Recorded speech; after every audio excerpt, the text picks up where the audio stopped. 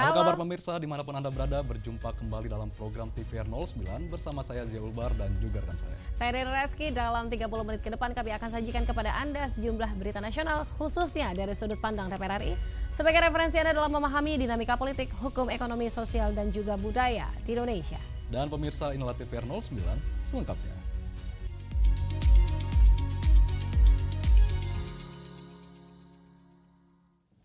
Pusat Perancangan Undang-Undang Bidang Polhukam DPR RI menggelar forum group discussion guna membahas urgensi perubahan Undang-Undang Nomor 23 Tahun 2019 terkait pengelolaan sumber daya nasional pertahanan negara.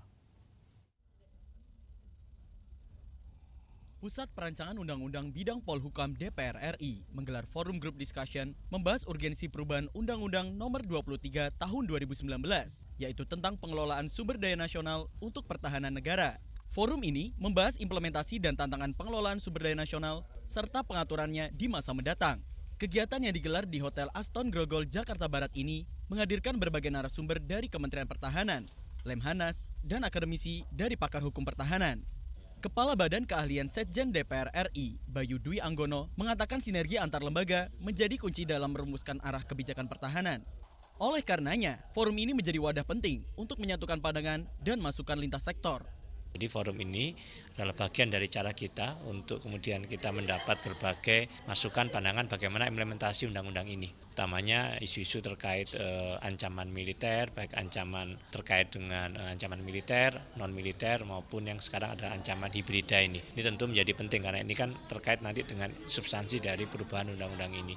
Juga bagaimana pendidikan bela negara yang ada juga dalam undang-undang ini, bagaimana praktek implementasi dan tantangannya, juga bagaimana cara pendataan dalam rangka pengelolaan sumber daya nasional, maupun utamanya adalah partisipasi masyarakat yang memang menjadi arus utama dalam kita penyempurnaan dari undang-undang ini. Begitu.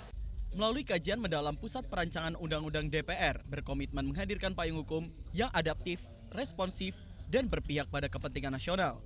Penyusunan RUU tentang pengelolaan sumber daya nasional untuk pertahanan negara merupakan langkah strategis untuk memperkuat fondasi hukum pertahanan nasional.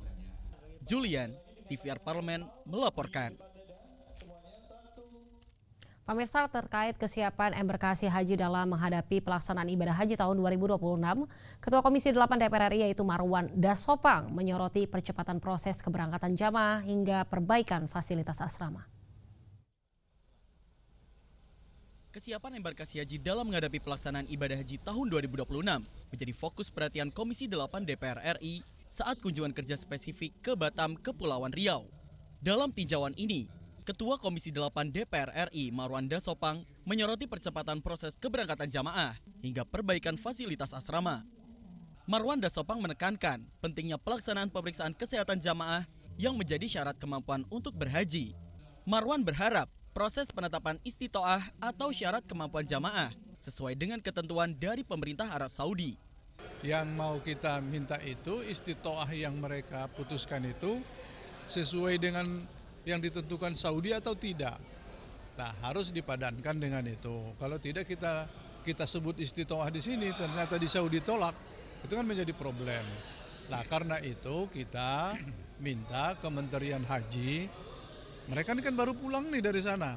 Nah, paling tidak membawa oleh-oleh beban lah untuk kita. Yang disebutkan dengan istitoah itu seperti apa. Kalau dulu bagi kita kan malah bisa disiasati. Karena jamaah kita di sini ada juga kerinduan untuk meninggal di Saudi. Jadi dalam keadaan sehat dan bahkan tidak sehat, kepingin tetap berangkat, mau meninggal di situ meninggal. Saudi tidak mau itu. Selain itu, Komisi 8 DPR RI juga menilai fasilitas asrama haji Batam perlu pembenahan.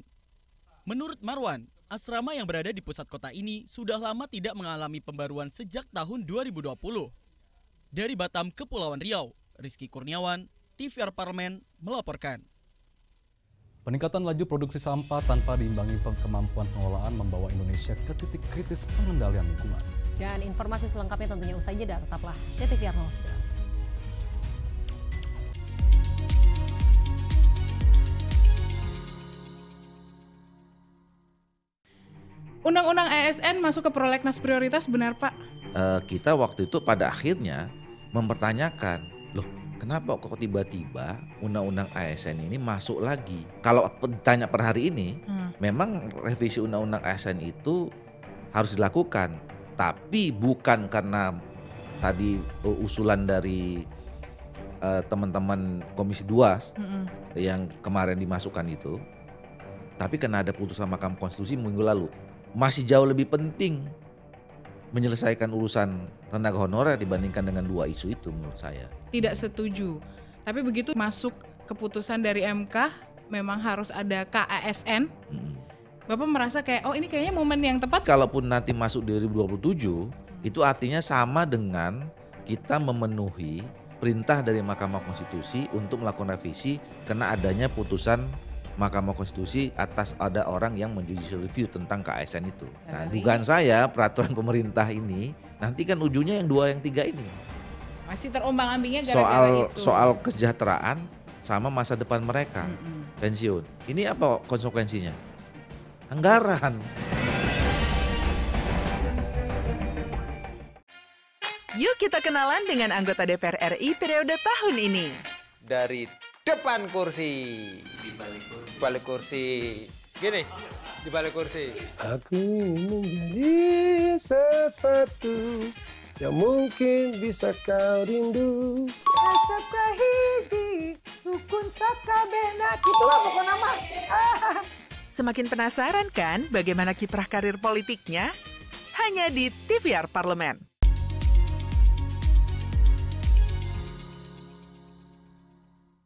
Pemirsa, produksi sampah Indonesia yang mendekati 60 juta ton per tahun tidak sesuai dengan komitmen penurunan emisi dalam perjanjian Paris yang telah ditandatangani oleh pemerintah. Laju produksi sampah yang terus meningkat tanpa dibarengi kemampuan pengelolaan membawa Indonesia ke titik kritis pengendalian lingkungan. Produksi sampah Indonesia bahkan mendekati 60 juta ton per tahun. Wakil Ketua Komisi 12 DPR RI, Sugeng Suparwoto mengungkapkan, Indonesia tercatat sebagai salah satu negara penyumbang sampah laut terbesar. Situasi ini bertentangan dengan komitmen penurunan emisi dalam perjanjian Paris yang telah ditandatangani pemerintah. Sugeng menegaskan bahwa masalah sampah tidak lagi sebatas isu kebersihan, tetapi berkaitan langsung dengan pemenuhan target penurunan emisi nasional. Tanpa percepatan pembangunan infrastruktur pengelolaan sampah, kerusakan lingkungan dikhawatirkan berlanjut dalam skala luas. Sampah kita volumenya kurang lebih hampir 60 juta ton. Di mana hanya 40%-nya yang dikelola secara dikelola, selebihnya tidak terkelola. Itu pun pengelolaan sebagian besar masih open dumping. Terlebih dari itu kurang lebih 350 ribu tonnya adalah sampah plastik yang itu sekarang mengintrusi polusi di air laut. Inilah problem sampah yang sekarang sudah ada di depan rumah kita yang harus kita tuntaskan dengan berbagai skema. Nah, sekarang atau tidak sama sekali atau rusak sekalian. Maka dari itu betul sekali komitmen pemerintah Pak Prabowo ini untuk menuntaskan persoalan sampah tetap dikaitkan dengan tadi swasembada pangan dan swasembada energi. Upaya pemerintah melalui proyek strategis nasional pembangkit listrik tenaga sampah di berbagai daerah juga terkendala oleh tingginya biaya operasional. Maka saat ini DPR RI mendorong pemerintah untuk lebih fokus dalam pemusnahan sampah. Dari Jawa Tengah, Nur Fuad, TVR Parlemen melaporkan. Terkait hambatan perizinan yang menjadi faktor utama ketertinggalan Indonesia dari Vietnam dalam industri alas kaki, Komisi 7 DPR RI mendorong penyederhanaan regulasi untuk meningkatkan daya saing industri dalam negeri. Hambatan perizinan menjadi faktor utama ketertinggalan Indonesia dari Vietnam dalam industri alas kaki. Komisi 7 DPR RI mendorong penyederhanaan regulasi untuk meningkatkan daya saing industri dalam negeri. Memimpin kunjungan kerja spesifik Komisi 7 DPR RI ke PT Panarup Industri Kota Tangerang, Wakil Ketua Komisi 7 DPR RI Evita Nursanti menyoroti daya saing industri alas kaki Indonesia yang masih tertinggal dari Vietnam. Evita mengungkapkan, tantangan yang dihadapi industri alas kaki dalam negeri bukan hanya praktik impor ilegal, melainkan juga karena sulitnya pengurusan perizinan di Indonesia, khususnya terkait analisis mengenai dampak lingkungan atau AMDAL. Kendala dalam perizinan tersebut berdampak pada menurunnya minat investor dan pertumbuhan industri lokal. Kalau yang lain-lain, industri yang lain banyak yang bilang punya masalah ilegal dengan import ilegal. Mereka tidak punya masalah dengan import ilegal, tapi mereka itu punya masalah itu adalah di perizinan. Katanya ada supplier dulu yang mau masuk untuk bahan baku, itu ngurusin perizinannya aja repotnya minta ampun dan makan waktu yang lama. Nah banyaklah calon-calon investor kita melihat situasi seperti itu kabur ke tempat lain. Nah ini berarti kan ada sesuatu yang harus kita benahi nih. Di regulasi kita benar-benar ramah kepada investor yang masuk. Lebih lanjut, Evita Nursanti menegaskan agar pembahasan panja daya saing industri dan penyusunan RUU Kawasan Industri dapat memperhatikan temuan yang diperoleh pada kunjungan Komisi 7 DPR RI. Harapannya, permasalahan penyederhanaan regulasi dan daya saing industri nasional dapat dibahas lebih lanjut dengan kementerian dan lembaga terkait. Dari Kota Tangerang, Provinsi Banten, Ferdian Nurrahman, TVR Parlemen melaporkan. Pemirsa, Wakil Ketua DPR RI Koordinator Bidang Kesejahteraan Rakyat Cucun Ahmad Syamsur Rijal memberikan klarifikasi tegas terkait wacana penghapusan kata ahli gizi dalam kebijakan gizi nasional, mengingat sudah diatur dengan jelas dalam peraturan Presiden. Dalam pertemuan dengan Wakil Kepala Badan Gizi Nasional Sony Sanjaya dan Ketua Umum Persatuan Ahli Gizi Indonesia Dodi Izwardi Cucun berpendapat penghapusan penyebutan ahli gizi dapat beresiko terhadap profesi gizi yang akan hilang status dan fungsinya, serta melemahkan fungsi pengawasan kualitas gizi dan keamanan pangan, karena tidak hanya soal distribusi, tetapi juga kontrol mutu dan kompetensi tenaga profesional.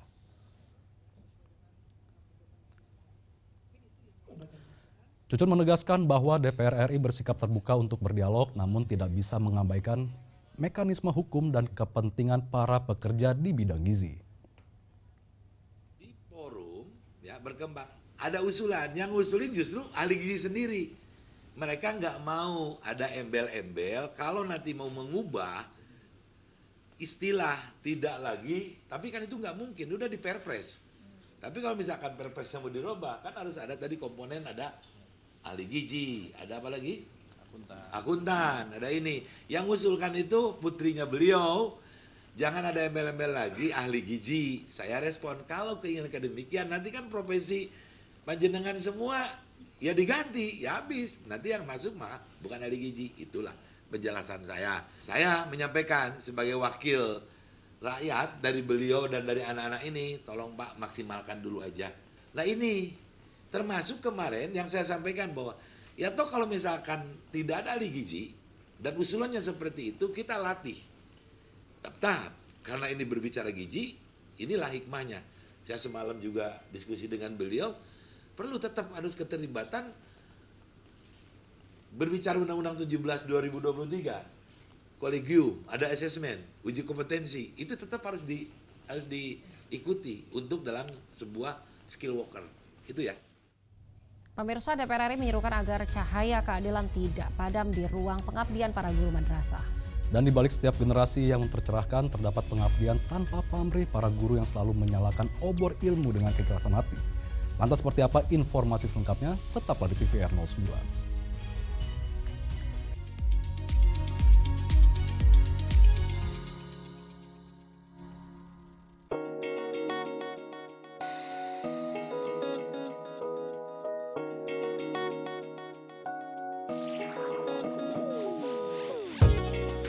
Kehadiran mereka tidak hanya mewakili suara perempuan, tetapi juga membawa perspektif yang beragam serta pengalaman hidup yang unik ke dalam proses pembuatan kebijakan.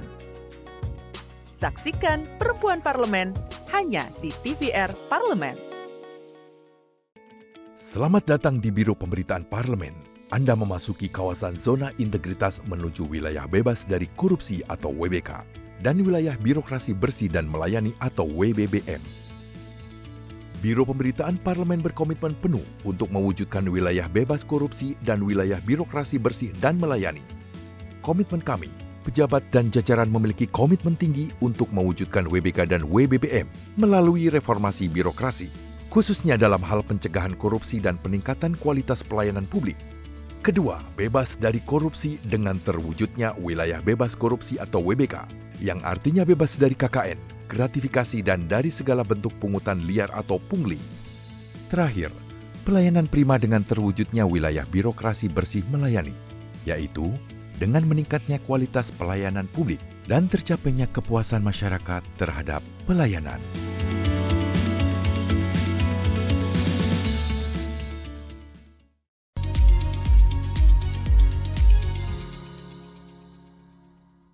Anda kembali di TVR 09. Pemirsa, dalam semangat keadilan dan juga pengabdian, di sini DPR RI mengingatkan bahwa kebijakan P3K jangan sampai meninggalkan para guru madrasah. Keutuhan bangsa lahir dari keseimbangan antara pengetahuan dan iman. Dua hal yang sejak lama dijaga dengan setia oleh para pendidik madrasah di pelosok negeri agar akar moral pendidikan Indonesia tidak kehilangan denyutnya. Simak liputan mendalam yang telah dikemas tim redaksi TVR Parlemen dalam segmen Editorial Parlemen. Berikut ini.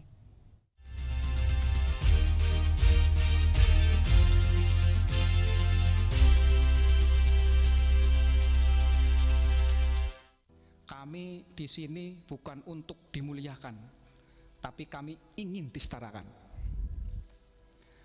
Kami bukan ingin dikasihani, tapi kami hanya ingin diakui.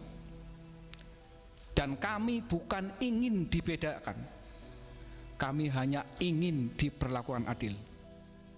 Persoalan pengangkatan guru pegawai pemerintah dengan perjanjian kerja atau P3K hingga kini tidak kunjung usai. Pasalnya, sejumlah guru dengan status tenaga honorer yang telah lulus seleksi P3K sesuai dengan capaian passing grade yang ditentukan, masih tidak jelas nasibnya. Masalah ini juga menimpa guru madrasah yang merasa adanya diskriminasi dengan guru di sekolah negeri. Selain itu, terdapat penundaan pengangkatan untuk optimalisasi formasi dan penyesuaian jadwal, serta isu ketidakjelasan status dan pengabdian guru honorer yang selama ini sudah mengabdi.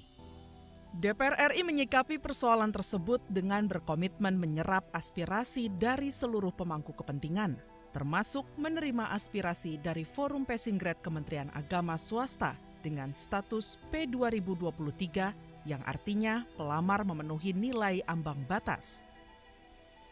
Tadi kita ketahui bahwa dari teman-teman passing grade tadi hadir di kita mengadukan nasibnya gitu kan, menyampaikan kepada kita sebenarnya bahwa mereka sudah mengikuti tes CP3K. Nah, ini kan harusnya menjadi perhatian khusus seperti teman-teman lihat tadi di dalam itu sudah ditunjukkan sertifikasi yang diterbitkan oleh BKN. Nah, ini juga akan menjadi masukan yang sangat luar biasa, nanti akan menjadi penyampaian yang khusus mungkin nanti di rapat dalam mitra Kementerian Agama bahwa kalau misalnya memang semuanya nanti harus diangkat menjadi P3K, mana lagi yang diprioritaskan? Adanya harapan besar sejumlah guru madrasah untuk segera diangkat menjadi guru P3K karena ada rasa memiliki hak yang sama dengan para guru honorer di sekolah negeri. Kebijakan yang harusnya adil bagi semua, ternyata kami hanya bisa melihat dari jauh. Teman-teman kami yang mengabdi di bawah naungan Kementerian Pendidikan, baik negeri, baik swasta, saudara-saudara kami bisa diangkat. Kami tidak iri terhadap saudara-saudara kami. Tetapi kami ingin keadilan. Kami ingin dianggap sama dengan mereka. Kenapa? Karena kami sudah memenuhi persyaratan yang negara minta, yang pemerintah minta.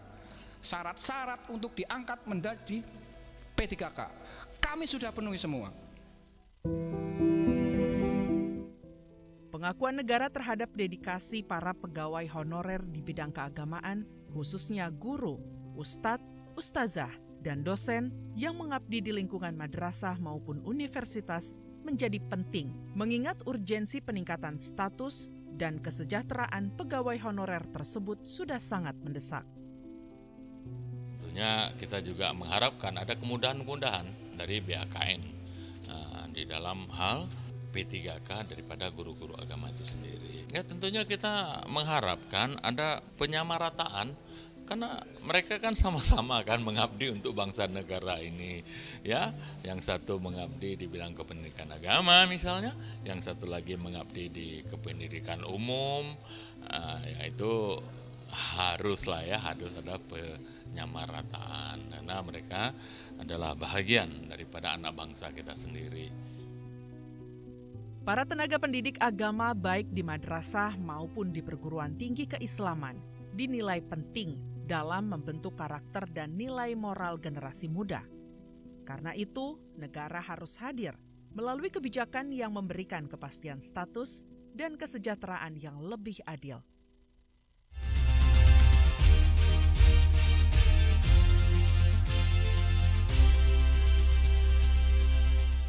Pemirsa, rasa malas mungkin seringkali menghambat aktivitas kita, terutama ketika harus memulai pekerjaan atau kegiatan baru. Setuju. Namun, tahukah Anda dan juga nih Zia bahwa ada metode ala Jepang yang dipercaya dapat membantu kita lebih mudah mengatasi rasa malas dan juga meningkatkan motivasi. Dan metode ini cocok diterapkan dalam kehidupan sehari-hari, baik untuk pekerjaan, belajar, maupun membangun kebiasaan yang positif. Kami hadirkan informasinya sesaat lagi, tetaplah di TVR 09.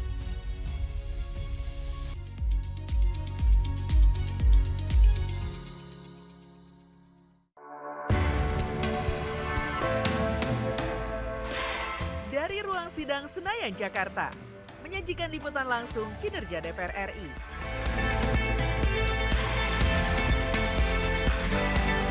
Dialog mendalam, investigasi,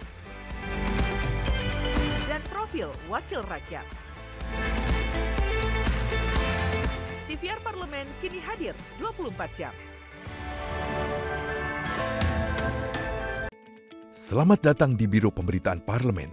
Anda memasuki kawasan zona integritas menuju wilayah bebas dari korupsi atau WBK dan wilayah birokrasi bersih dan melayani atau WBBM. Biro Pemberitaan Parlemen berkomitmen penuh untuk mewujudkan wilayah bebas korupsi dan wilayah birokrasi bersih dan melayani. Komitmen kami, pejabat dan jajaran memiliki komitmen tinggi untuk mewujudkan WBK dan WBBM melalui reformasi birokrasi, khususnya dalam hal pencegahan korupsi dan peningkatan kualitas pelayanan publik. Kedua, bebas dari korupsi dengan terwujudnya wilayah bebas korupsi atau WBK, yang artinya bebas dari KKN, gratifikasi dan dari segala bentuk pungutan liar atau pungli. Terakhir, pelayanan prima dengan terwujudnya wilayah birokrasi bersih melayani, yaitu dengan meningkatnya kualitas pelayanan publik dan tercapainya kepuasan masyarakat terhadap pelayanan.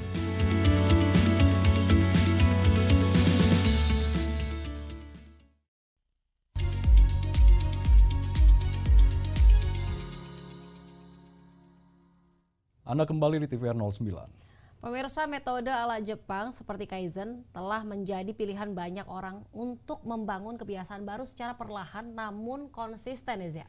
Ya, dengan menerapkan langkah-langkah kecil kita dapat lebih mudah memulai sekaligus menjaga motivasi nih agar tetap berlanjut. Langsung saja tanpa berlama-lama, mari kita saksikan cara mengatasi rasa malas dengan metode ala Jepang dalam segmen Intips, Informasi dan Tips. Berikut ini.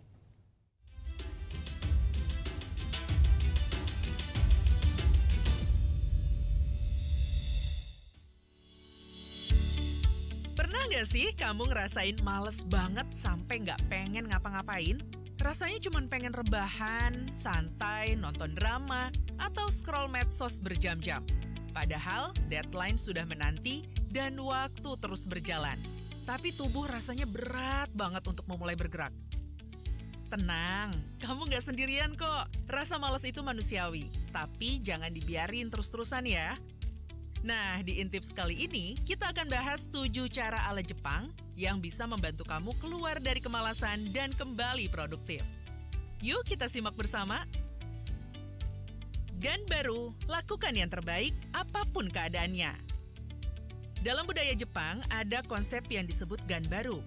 artinya berjuang dan melakukan yang terbaik meski kondisi sedang sulit. Walau lagi males, lesu, atau nggak semangat, coba deh untuk bergerak dan berusaha.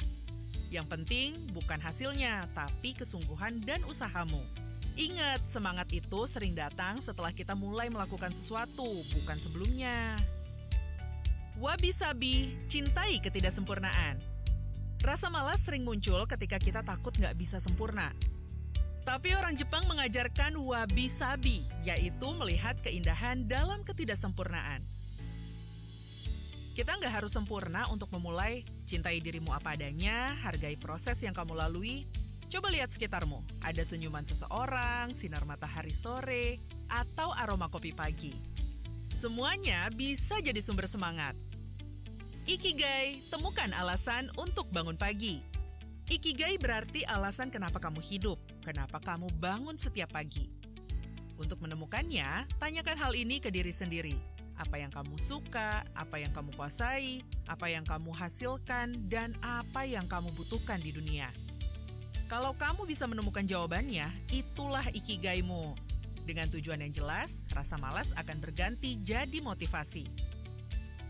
Kaizen, perbaikan kecil setiap hari. Rasa malas sering muncul ketika perubahan yang harus dilakukan terasa terlalu besar. Maka coba terapkan Kaizen, yaitu membuat perubahan kecil secara konsisten. Contohnya, membaca 10 menit setiap hari, bergerak selama 15 menit, atau belajar hal baru 20 menit setiap hari. Perubahan kecil jika dilakukan terus-menerus akan memberikan dampak besar. Shinrin Yoku, terhubung dengan alam. Terlalu lama di dalam ruangan dan terus menatap layar bisa memacu rasa malas. Makanya orang Jepang punya konsep Shinrin Yoku atau mandi hutan. Artinya menghabiskan waktu di alam terbuka. Jalan di taman, duduk di bawah pohon, atau sekedar menghirup udara pagi. Alam bisa membantu menyegarkan pikiran dan mengisi ulang energi kita. Hara Hachibu, makan secukupnya. Pernah nggak habis makan terlalu banyak kita jadi malas beraktivitas? Di Jepang, ada konsep hara hachibu yang berarti berhentilah makan saat sudah 80% kenyang. Dengan begitu, tubuh tidak terlalu berat dan kita bisa tetap fokus dan produktif. Makan secukupnya sama dengan badan lebih enteng dan energi tetap terjaga. Soshin, pikirkan seperti pemula. Soshin adalah cara berpikir dengan pola pikir pemula. Artinya jangan pernah berhenti belajar dan rasa ingin tahu. Kadang kita malas karena bosan, merasa sudah tahu semuanya. Tapi dengan Soshin, kita melihat segalanya dengan mata baru dan hati terbuka. Setiap hal jadi tampak menarik untuk dipelajari dan rasa malas pun bisa dikalahkan. Jadi itulah tadi 7 metode ala Jepang yang bisa membantu kamu mengatasi rasa malas. Gak harus langsung sempurna. Cukup mulai dari langkah kecil hari ini, karena dari langkah kecil itu, perubahan besar akan dimulai. Semangat terus ya, kamu bisa kok melawan rasa malas dan menjadi lebih produktif. Sampai jumpa di Intips episode selanjutnya.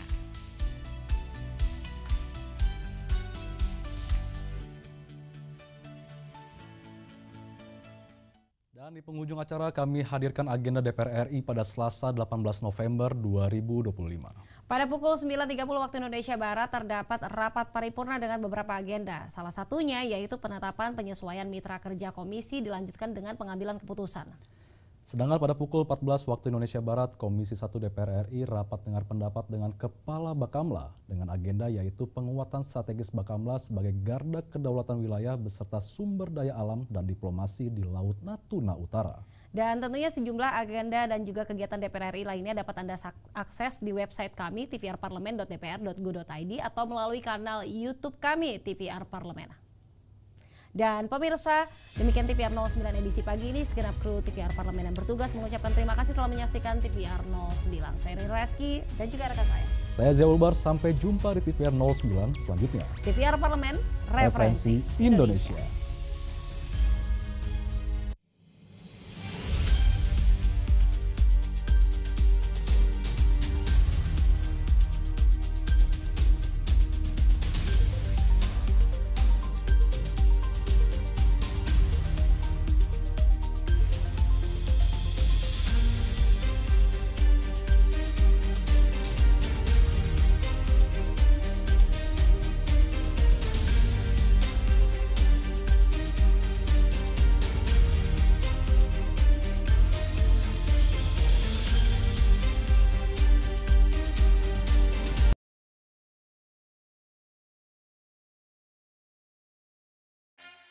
Yuk kita kenalan dengan